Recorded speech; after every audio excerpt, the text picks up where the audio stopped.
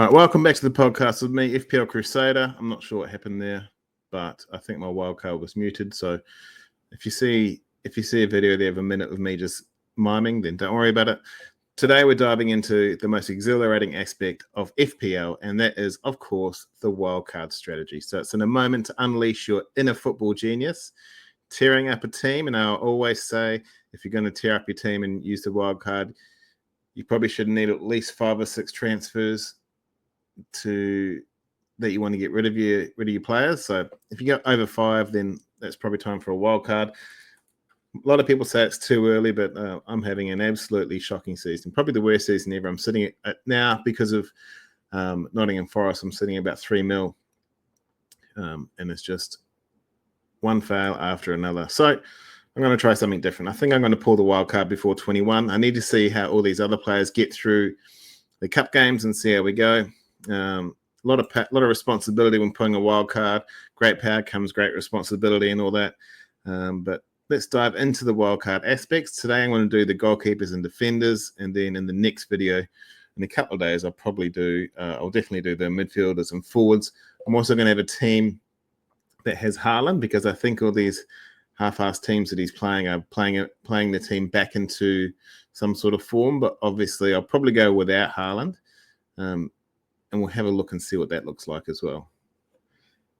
First things first, where does it sit? Where do the players sit? Where do the teams sit? Liverpool are on top. Arsenal second, equal with Nottingham Forest. If Forest had scored more goals, they would have had a better for and against. It is what it is. I guess the top 3 teams with the 3 best defences, that says a lot, doesn't it? 19, 18 and 19 goals respectively. Arsenal are actually number 1. Chelsea's in 4th, Newcastle's in 5th. They've won 5 in a row. I think most of those are clean sheets as well. City are still 6th, 1 point above Bournemouth, 2 above Villa, and 3 above the might of Fulham.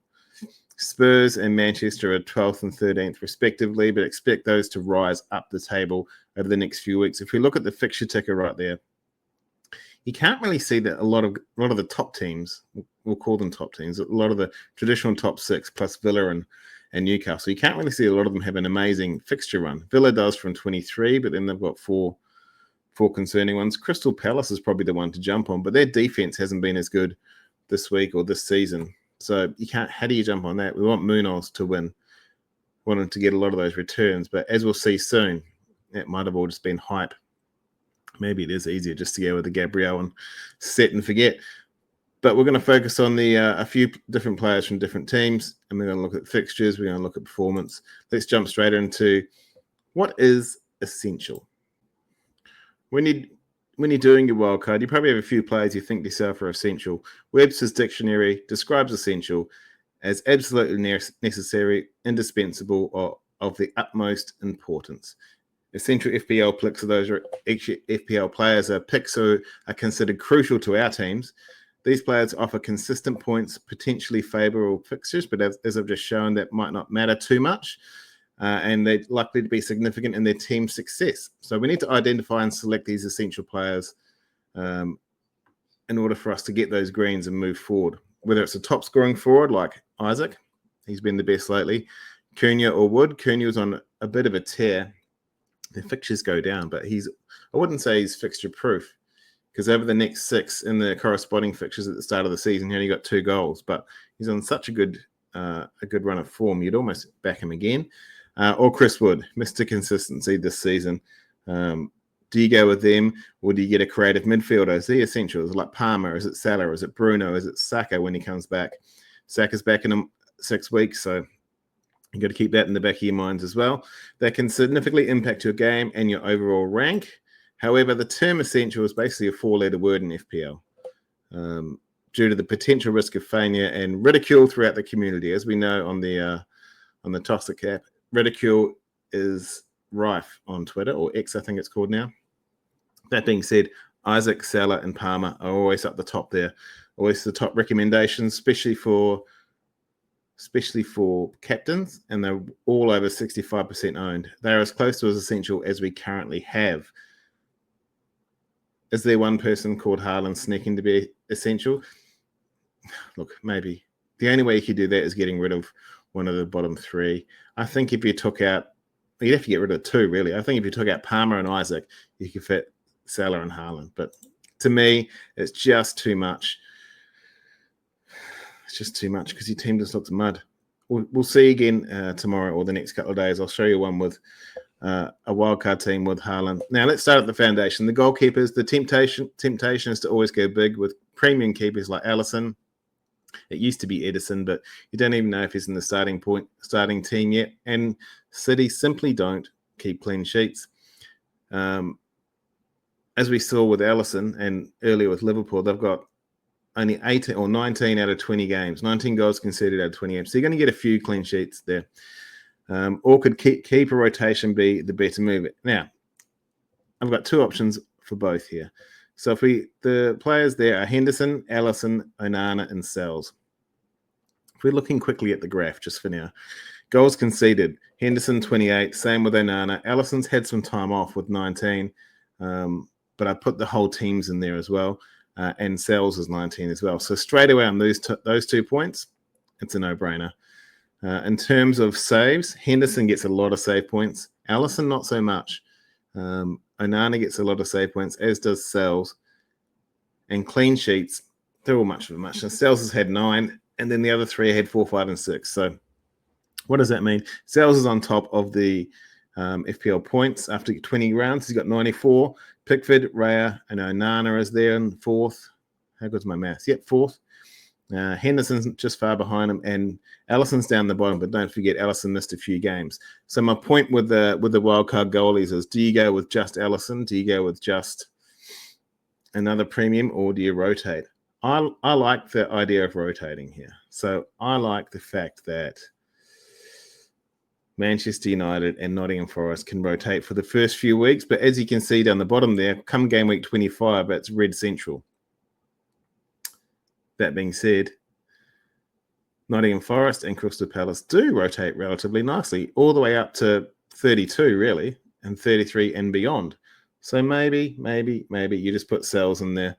There's a couple there for Nottingham Forest that are red fixtures. Would you consider City at home a red fixture if they're playing the same way? Either way, I think a lot of people will flock to Henderson if they were on a wild card and they were bringing in a goalkeeper. I think that's probably the best bet. That being said, Manchester United and Crystal Palace also go very well in terms of a rotation. If you go rotation for United and Palace, you can have Leicester or Southampton 1 week, West Ham, Brentford. You can have home games every week pretty much. So Crystal Palace, Everton, then you got Everton again, Ipswich, Leicester, Southampton, and then you run into a bit of a muck around 31. But maybe that's when you can do a goalkeeper transfer. The idea behind this is not wanting to do a goalkeeper transfer. I actually think I just talked myself into doing Sells and Crystal Palace rather than Onana and Crystal Palace. Maybe I can bring in Masraoui instead of... I don't really want... My issue is I don't really want to double up on defense. So these are the 4 I'm looking at, and I'll take them into consideration when I reveal my team in the next video. So let's move on to defenders now. I've got some heat maps from, I think it's SofaScore here. So I got Gabriel up the top, Milos Kerkez, Munoz. Did you know Munoz is 29 years old? I thought he was young. I mean, it's still young. I'm 43, so he's still much younger than me. But I thought because he's brand new in the Premier League, I guess I arrogantly thought he was a young fella. But he's 29. He's been around for a while. He does all the things right. Look at his heat map there. I got Kanate and then I got Hall. So let's talk about Gabriel. He's I'll get my lefts and right mixed up, but he's the left-sided centre-back.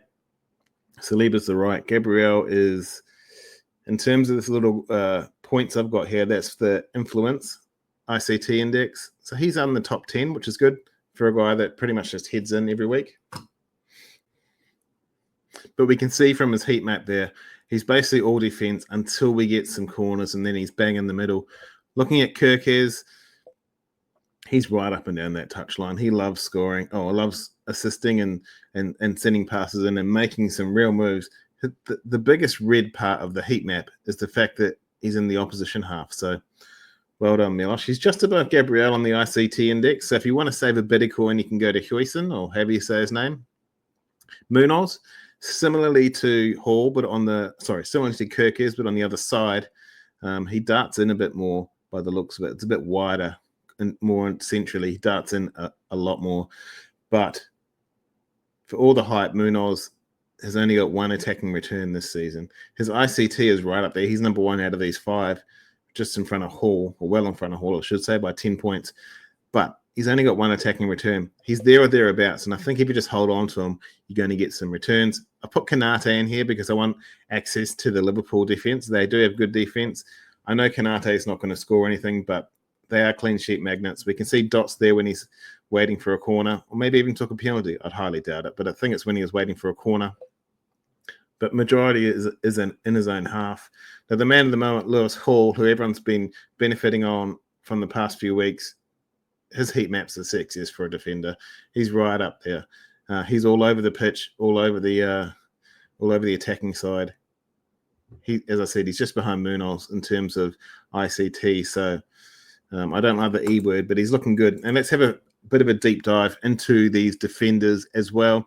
In terms of goals and assists, number 1 is actually Gabriel. He gets his big hit on these balls, and then he gets the goals for it. He doesn't get many assists.